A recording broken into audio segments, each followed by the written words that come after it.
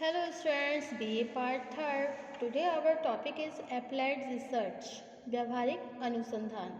Okay? Today our topic is Applied Research. So without wasting much time, we should start this video on this topic, व्यावहारिक अनुसंधान. Okay students, gathering knowledge that could aid in the betterment of human destiny is termed applied or practical research according to PV young.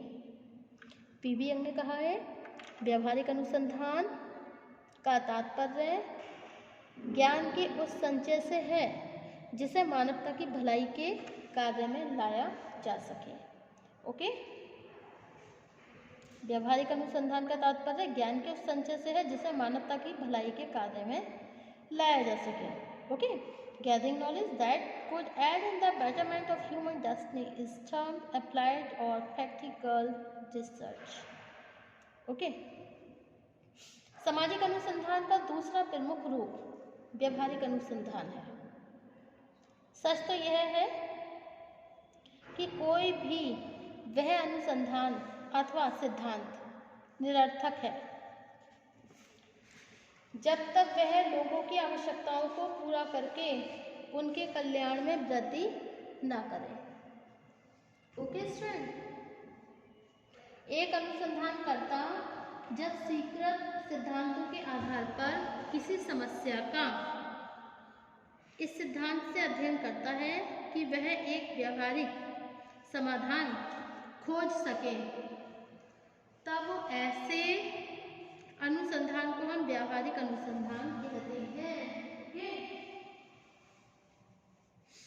किसे कहते हैं व्यावहारिक अनुसंधान?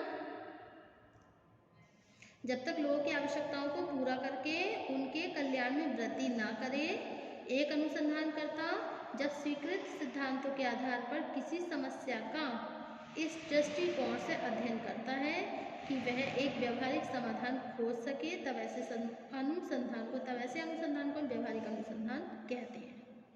ऐसे अनुसंधान का उद्देश्य केवल किसी समस्या का समाधान ढूंढना ही नहीं होता, बल्कि सामाजिक नियोजन, सार्वजनिक स्वास्थ्य, शिक्षा, मनोरंजन अथवा न्याय जैसे किसी भी पक्ष से संबंधित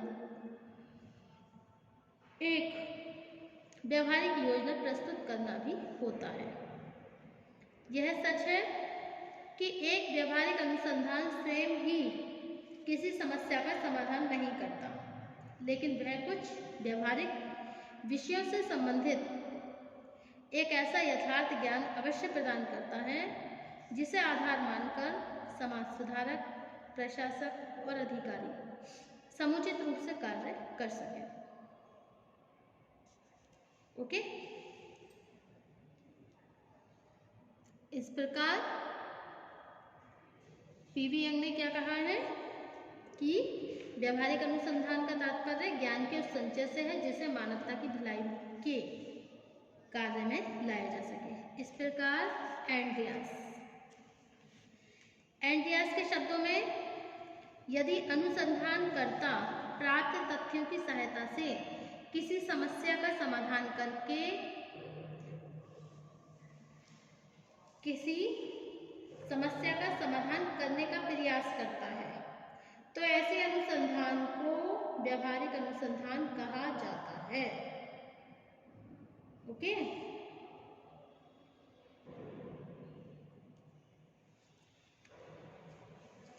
गुडे तथा हार्ट ने व्यावहारिक अनुसंधान को अत्यधिक उपयोगी मानते हुए इसके अनेक महत्वपूर्ण पक्षों को स्पष्ट किया है. नंबर 1, सर्वप्रथम व्यावहारिक अनुसंधान से संबंधित नवीन तथ्यों को प्रस्तुत करता है. नंबर 2, व्यावहारिक अनुसंधान के निष्कर्ष पहले से स्थापित सिद्धांतों की सत्यता की परीक्षा करने में भी सहायक होते हैं.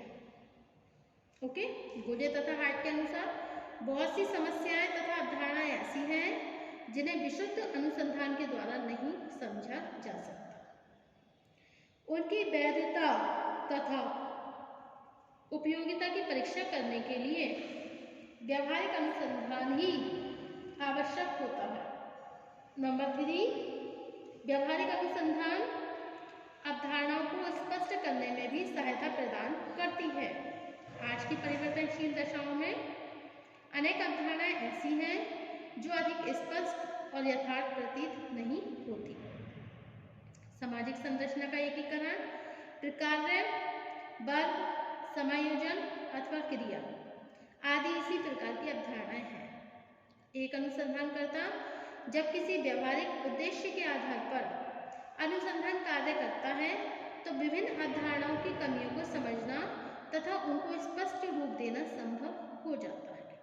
नंबर 4, व्यावहारिक अनुसंधान का एक महत्वपूर्ण कार्य पहले से ही विद्यमान सिद्धांतों को एकता के सूत्र में बांधना भी है।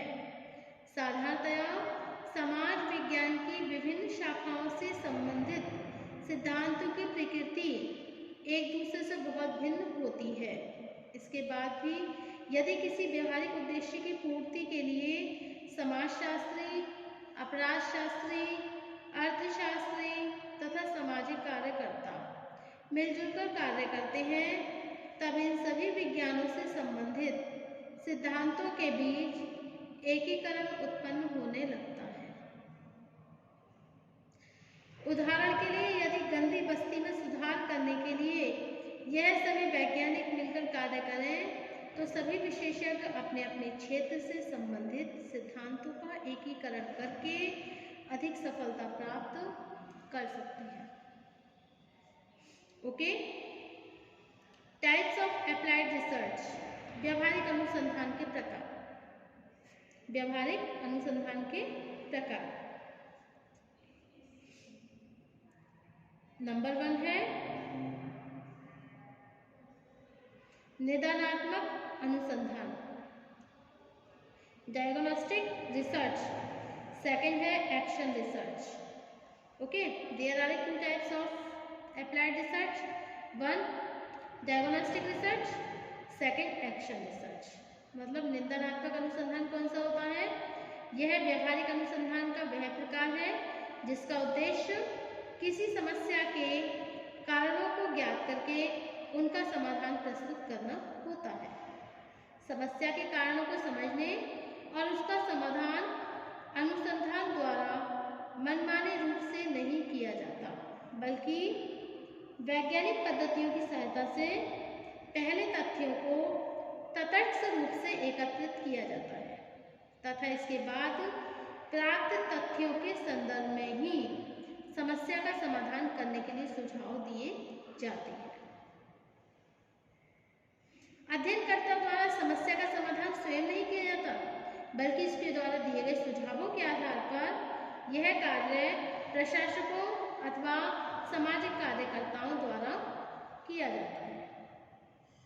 ओके, अब नेक्स्ट है आपका एक्शन रिसर्च, क्रियात्मक अनुसंधान।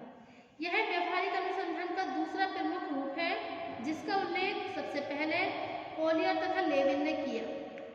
क्रियात्मक अनुसंधान के अर्थ को स्पष्ट करते हुए एसिन कोरे ने लिखा है, एक शोधकर्ता अपने निर्णयों और क्रियाओं की दिशा को स्पष्ट करने, उन्हें सही बनाने अथवा उनका मूल्यांकन करने के लिए वैज्ञानिक रूप से जो अध्ययन करता है उसी को क्रियात्मक अनुसंधान कहा जाता है।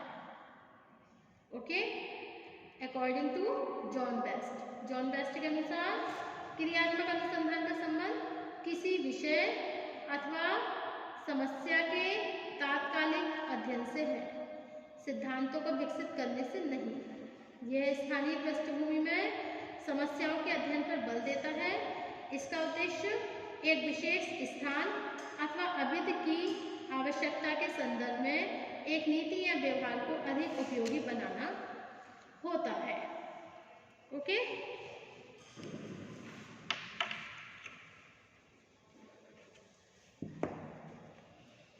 वास्तविकता यह है जब किसी अनुसंधान का उद्देश्य एक विशेष संगठन या व्यवसाय की नीतियों का या कार्य के ढंगों में सुधार करने के लिए व्यावहारिक विधियों को विकसित करना होता है, तब इसे क्रियात्मक अनुसंधान कहा जाता है। ओके, अकॉर्डिंग टू एसएम कोरी ने भी लिखा है कि हमारी शिक्षण संस्थाएं तब तक सफलतापूर्वक काम नहीं कर सकती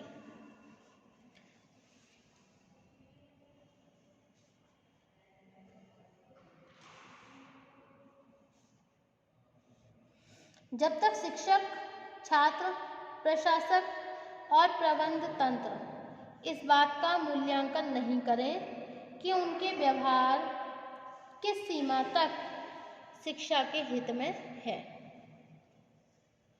एक विशेष उदाहरण से क्रियात्मक अनुसंधान की प्रकृति को सरलतापूर्वक समझा जा सकता है। भारत में स्वतंत्रता के बाद गांव पंचायतों के द्वारा ग्रामीण जीवन को उन्नत बनाने के लिए बहुत से प्रयत्न किए गए, लेकिन इस काम में अधिक सफलता नहीं मिल सकी। समस्या के विभिन्न पक्षों का अध्ययन करके उनका व्यावहारिक समाधान ढूंढने के लिए एक विशेष समिति की स्थापना की गई। इस समिति द्वारा प्रशासकों, ग्रामीण कार्यकर्ताओं और सामान्य ग्रामीणों के विचारों को समझकर उन कारणों को ज्ञात किया जिनके कारण गांव पंचायतें अपने उद्देश्य को पाने में सफल नहीं हो पा रही थी। इन्हीं कारणों के संदर्भ में इस समिति ने गांव स्तर पर गांव पंचायत, खंड स्तर पर खंड पंचायत और जिला स्तर पर जिला पंचायत की स्थापना का सुझाव देकर उनके बीच समन्वय पर बल दिया। इस क्रियात्मक अनुसंधान के फलस्वरूप आज पंचायती राज व्यवस्था को अधिक प्रभावपूर्ण बनाया जा सका है। आज अंतरजातीय तनावों को दूर करने, विभिन्न प्रतिष्ठानों द्वारा अपनी नीतियों की उपयोगिता को समझने और सरकार द्वारा लागू किए जाने वाले विकास कार्यक्रमों को अधिक प्रभावपूर्ण बनाने के लिए भी क्रियात्मक अनुसंधान को बहुत उपयोगी माना जाता है। ओके, नेक्स्ट टॉपिक होगा हमारा ऐतिहासिक अनुसंधान, historical research. Thank you for watching my YouTube channel. Thank you so much.